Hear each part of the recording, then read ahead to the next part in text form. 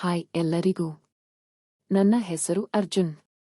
ನಾನು ಶಿವಮೊಗ್ಗದ ಹಳ್ಳಿ ಕಡೆ ಇರುವವನು. ಸದ್ಯಕ್ಕೆ ಕೃಷಿ ಮಾಡಿಕೊಂಡೇ ಬದುಕ್ತಾ ಇದ್ದೀನಿ.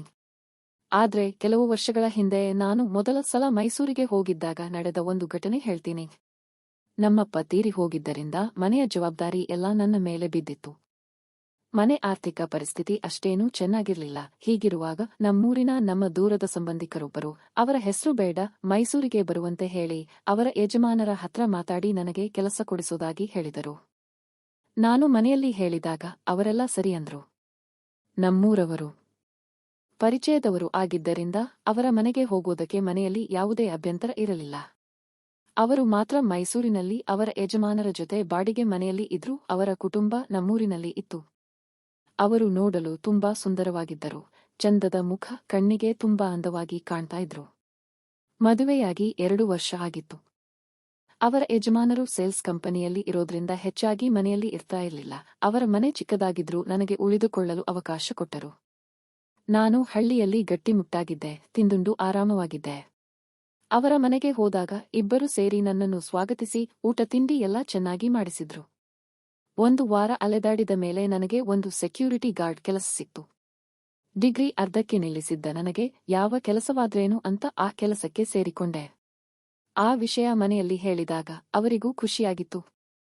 2 ದಿನ ಆದ ಮೇಲೆ ಕೆಲಸಕ್ಕೆ ಹೋಗೋಕೆ ಶುರು ಮಾಡಿದೆ. ನನಗೆ ಕೆಲವೊಮ್ಮೆ ರಾತ್ರಿ ಪಾಳಿ, ಕೆಲವೊಮ್ಮೆ ಹಗಲು ಪಾಳಿ ಇರ್ತಿತ್ತು.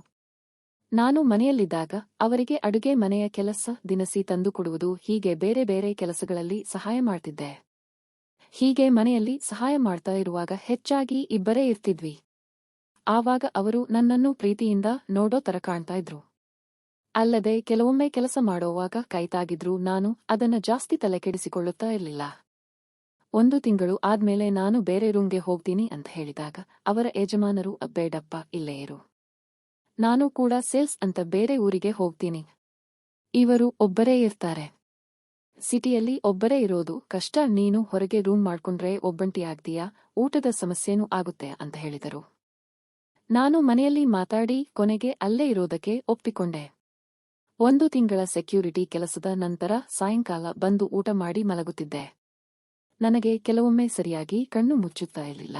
ಜೊತೆಗೆ ನನಗೆ ಅನಿಸಿದ್ದು ಏನೆಂದರೆ, ಅವರು ಸುಖ ಸಂತೋಷದಿಂದ ಇರಲಿಲ್ಲ. ಅವರ ಗಂಡ ಸರಿಯಾಗಿ ಇವರನ್ನು ನೋಡಿಕೊಳ್ಳುತ್ತಿಲ್ಲ ಎನ್ನುವುದು ಗೊತ್ತಾಯಿತು.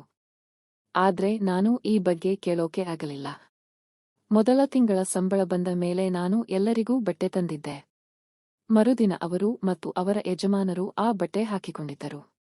ಆದ್ರೆ ನಾನು ಅವರ ಯಜಮಾನರನ್ನ ಗಮನಿಸದೆ ಇವರನ್ನೇ ನೋಡುತ್ತಾ ನಿಂತಿದ್ದೆ.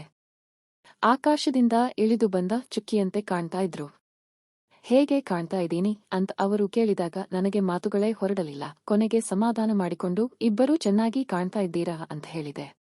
ಈ ಘಟನೆಯಾದ ಮೇಲೆ ಮನೆಯಲ್ಲಿ ಕಸಗುಡಿಸುವಾಗ, ಬಟ್ಟೆ ಒಗೆಯುವಾಗ ಅವರನ್ನೇ ನೋಡುತ್ತಾ ಇದ್ನಲ್ಲದೆ ಟಿವಿ ನೋಡುವಾಗ ಅವರ ಪಕ್ಕದಲ್ಲೇ ಹೋಗಿ ಕೂತು ಮಾತಾಡಿಸುತ್ತಿದ್ದೆ.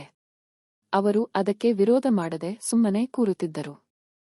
ಹೀಗಿರುವಾಗ ಒಂದು ದಿನ ಅವರ ಯಜಮಾನರು 1 ವಾರದ ಮಟ್ಟಿಗೆ ಬಿಸಿನೆಸ್ ಟ್ರಿಪ್ ಅಂತ ಹೈದರಾಬಾದ್ಗೆ ಹೋದರು.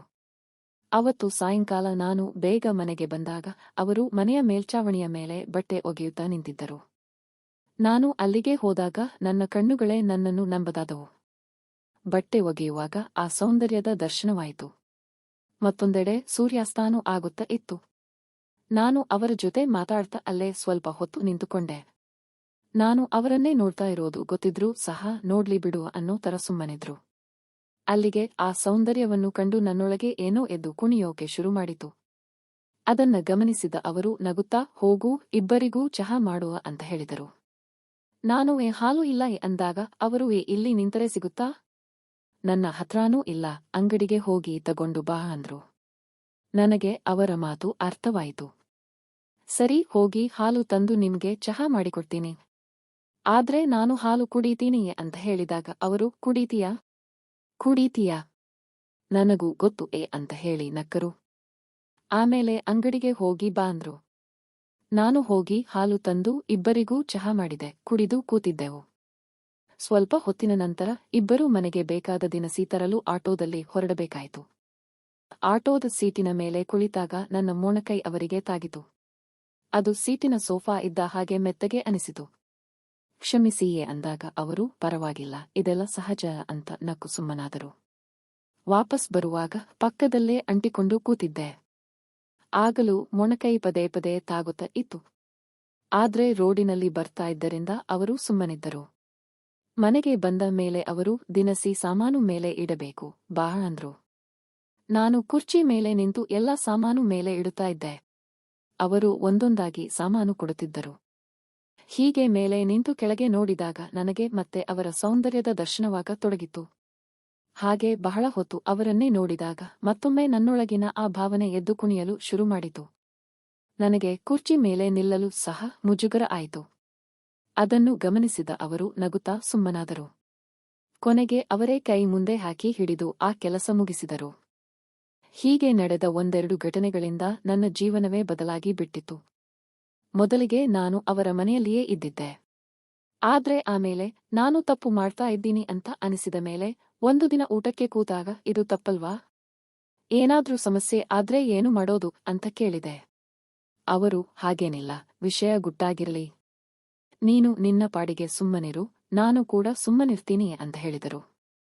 ಆದರೆ ಕೆಲವು ದಿನಗಳ ನಂತರ ನಾನು ಆ ಮನೆಯನ್ನು ಬಿಟ್ಟು ಬೇರೆ ಏರಿಯಾದಲ್ಲಿ ರೂಮ್ ಮಾಡಿದೆ. ಆ ಏರಿಯಾ ನನ್ನ ಆಫೀಸ್ಗೂ ಹತ್ತಿರವಿತ್ತು. ಒಮ್ಮೆಲೆ ಅವರ ಮನೆಗೆ ಹೋಗೋದು ಬಿಟ್ರೆ ಸಮಸ್ಯೆ ಆಗುತ್ತೆ ಅಂತ ಗೊತ್ತಾಗಿ ಆಗೊಮ್ಮೆ ಈಗೊಮ್ಮೆ ಹೋಗಿ ಬರ್ತಾ ಇದ್ದೆ. ಕೊನೆಗೆ ಇದೆಲ್ಲ ಬೇಡವೇ ಬೇಡ ಅಂತ ನಿರ್ಧರಿಸಿ ನಾನು ಊರಿಗೆ ವಾಪಸ್ ಬಂದೆ.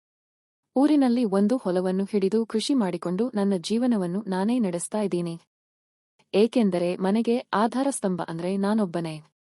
ನನ್ನಿಂದ ಏನಾದ್ರೂ ಸಮಸ್ಯೆ ಆದ್ರೆ ಅದು ಊರಿನ ನಮ್ಮ ಕುಟುಂಬಸ್ಥರಿಗೂ ತೊಂದರೆ ಆಗುತ್ತೆ ಅಂತ ಆಗಲೇ ವಿಚಾರ ಮಾಡಿ ಎಷ್ಟು ಕಷ್ಟವಾದರೂ ಸರಿ ಇಲ್ಲೇ ಇರ್ತೀನಿ ಅಂತ ವಾಪಸ್ ಬಂದೆ. ಯಾರೂ ಕೂಡ ತಪ್ಪು ಮಾಡಬೇಡಿ. ಇದರಿಂದ ಯಾವುದೇ ಕಾರಣಕ್ಕೂ ಒಳ್ಳೆಯದು ಆಗಲ್ಲ. ನಿಮ್ಮ ಸಮಸ್ಯೆಗೆ ನಿಮ್ಮಲ್ಲಿಯೇ ಪರಿಹಾರ ಇರುತ್ತೆ ಎನ್ನುವುದು ನನ್ನ ಅನಿಸಿಕೆ. ಗೆಳೆಯರೇ, ಇಂತಹ ಕಾಲ್ಪನಿಕ ಘಟನೆಗಳು ಕತೆಗಳಂತೆ ನಿಜ ಜೀವನದಲ್ಲಿ ನಡೆದರೆ ಜೀವ ಮತ್ತು ಜೀವನಕ್ಕೂ ತೊಂದರೆಯಾಗುತ್ತದೆ. ಹಾಗಾಗಿ ಇಂತಹ ಕತೆಗಳಿಗೆ ಪ್ರಾಮುಖ್ಯತೆ ನೀಡದೆ ಉತ್ತಮ ಮತ್ತು ಸಜ್ಜೀವನ ನಡೆಸಬೇಕು.